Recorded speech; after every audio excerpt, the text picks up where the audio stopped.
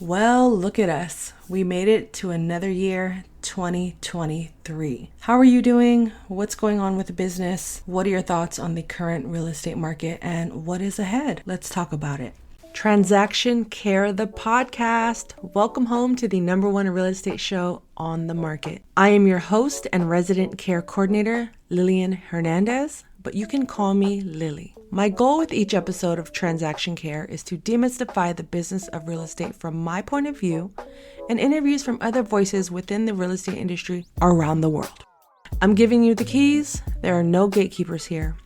I'll be honest, I'm not sprinting out the gate this time of the year. I think the end and the beginning of the year is a crucial time for myself to get things in order, to sleep more, to gather my thoughts, and process my feelings of the past and present times. Of course, this can happen at any point in time for myself or anyone, but the beginning of the year is one of those unanimous times we all can agree upon as a more quieter or calmer season. Of course, there's nothing wrong with sprinting out the gate at the top of the year, especially if you are fully prepared and ready and that is your mindset and your goal. Go for it. Keep going, actually. But always make sure you're checking in with yourself, because if your mind isn't right, there's a good chance everything else can fall to the wayside.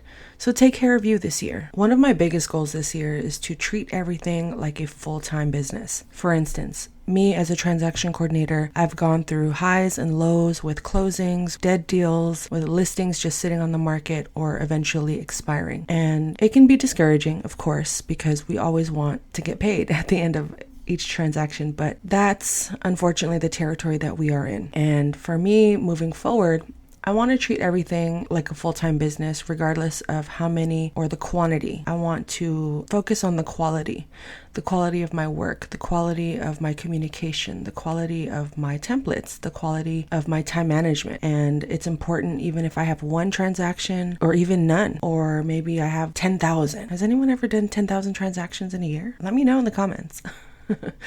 But it's my goal this year to up my mentality and elevate my mindset around my business. Whether I'm working in transactions, working on this podcast, working on my YouTube channel, or other avenues of my business that I'm truly dedicated and focused on accomplishing this year. What are some of your business goals in 2023? I know a lot of us can fall into that new year, new me trap, but let's really break it down. New year, yes, it's here. It's the inevitable. We can't ignore it. But the new me part takes a lot of work. It takes a lot of commitment. You will cry. You will laugh. You will celebrate. You will want to hide in a cave and not show your face ever again. In order to grow and change in this new year, in this new season of your life, we're going to have to do things that are uncomfortable, or things that are unfamiliar, or things we may not even have ever heard of. For me, that was hiring a coach, joining a business community of like-minded people.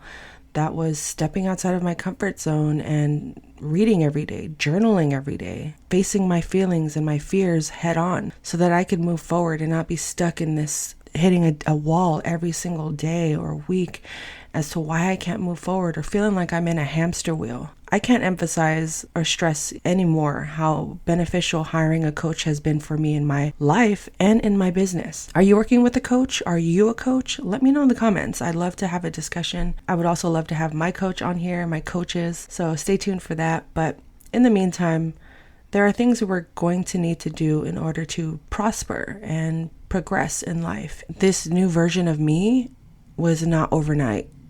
I hired my coach in 2021, and from then to today, I'm still working on myself, and I'm discovering new versions and new things about me that I didn't know existed or that I was capable of doing. And that was because I'm putting in the work every day to learn myself and to build my toolkit of resources. So when I do get into those situations where I feel myself falling back into my old habits, I'm able to ask myself the proper questions or to really dig deep as to why I'm behaving this way or thinking this way, or why I feel discouraged in my business. What can I do to start fresh or redo this whole situation in order to move forward in life?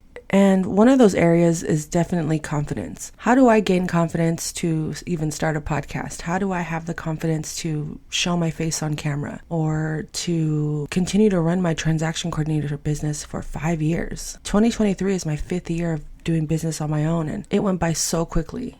So enjoy every moment, invest in yourself, And if you are struggling out there with your business or starting a business or even your job, your 9 to 5, whether it's in real estate, the medical field, sports, whatever it may be, give yourself the grace to know that you are still in the right place. Even if it doesn't feel like it, even if you feel lost or confused or lacking the confidence, or you are lacking the confidence that you think you need to belong in the room or to have a certain job or a certain position in the industry that you're working on. Or maybe you are going to do a complete 360 and go all the way left and start a whole new career from the ground up. What I love about life is that we have the power to do any of those things we set our mind to and are devoted to and want to accomplish. And in order to gain that confidence, it's important that we do the research and we study and we ask questions. For instance, this year, 2023, it's January, a lot of this has started in the last couple of months, but our contracts, our disclosures, our checklists, this is a great time for real estate professionals who are feeling a bit insecure or unsure about if they're doing their job right. The best way to conquer that fear or that insecurity is to go straight to the source. Learn your contracts, go to your board, read the websites, join their newsletters, learn the terminology. It may take a while, but the more you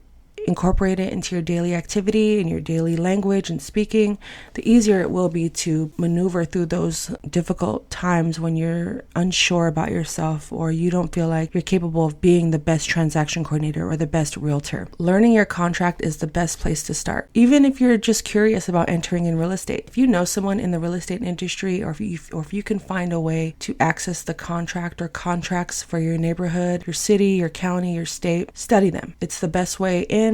It's a good starting point, and you can get an idea of what we're working with within this industry and how things operate. And then you could, work up from there. Break down the bigger goal into smaller tasks so it's easier and less overwhelming. Start with your contracts, read the contracts. Maybe you need to get your real estate license. Who do you need to talk to? What companies do you need to go through? Are you going to do it in person? Are you going to do it online? This is a good time for you to ask yourself those questions and seek the answers and then take action. Let's take more action this year, you guys, and not be so afraid of failure. I have a quote right in front of me that says, "Life begins where fear ends." I am determined this year to annihilate my insecurities. I'm still going to have those doubts and those fears, of course, but I don't want them to take up so much of my brain and my heart and my body and my actions to the point where I do nothing. And I'm destroying my comfort zone along with it. Yeah, those two, out of here. Home run. See ya. So for anyone out there looking to feel a little bit more confident, reading is the key. Absorbing information, doing your research, asking questions. I can't emphasize this enough. Also, this is a good time for you to update your checklists and your templates. Get yourself in position to where once things get going, you don't have to go backwards and fix everything and be so overwhelmed. You've already fixed things, you've adjusted, you've updated, and you may only have to go back and do a few minor adjustments versus a whole laundry list of things that could have been done when you had the downtime. Utilize your time wisely. Your future self will thank you for it. I guarantee it. And if you're in a position where you don't have any checklists or you're not sure where to begin, seek the answers. You can contact me, you can contact other transaction coordinators. One of my best resources that I love to share with people is Facebook groups. There are a bunch of Facebook groups out there. You can just search the word real estate transaction coordinator, especially for transaction coordinators. I think there are some of the best groups on there where you can really just forge a great community. And I don't know a lot of these men and women and people within the groups, but when we do communicate, it's as if we've known each other for decades, which I love.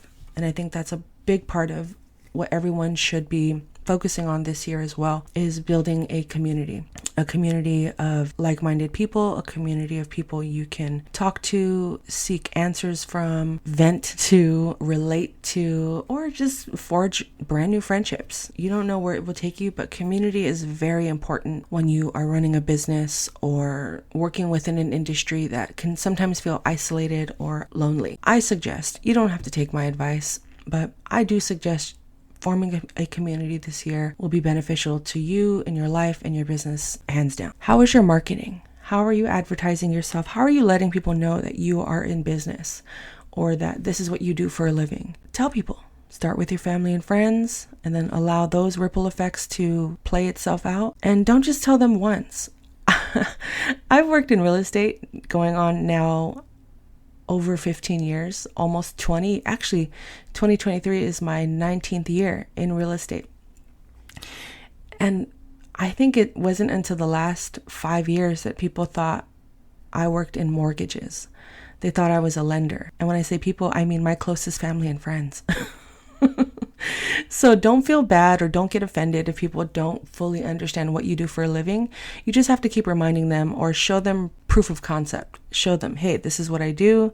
Maybe take them on a tour of a home one day, or show them your website, give them a business card. One thing about being an entrepreneur is that most people aren't going to fully comprehend or understand, or may not even support what you're doing, because to them it could look like something that they may admire or resent. And unfortunately, the resenting part is a part of the territory. And I don't put too much weight into those that don't support me, because there are a plethora of people that do support me, whether I know them or not. And going back to forming a community, that's where your community comes in, plays a huge role in the progress and the enjoyment of running a business, because it can be lonely. Entrepreneurship is lonely, even if you have a giant team. But if you're the lead, if you're the one in charge,